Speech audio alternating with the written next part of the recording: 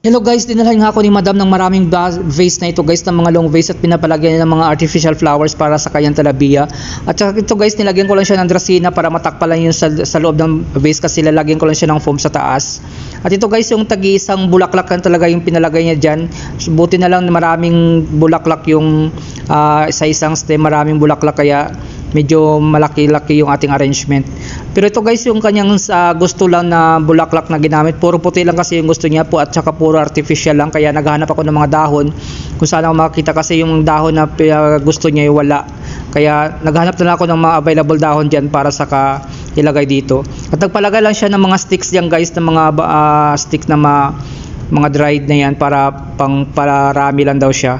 At yan guys, yung ating arrangement, bali 18 piraso to lahat at iba-ibang design. Yun lamang guys, maraming salamat.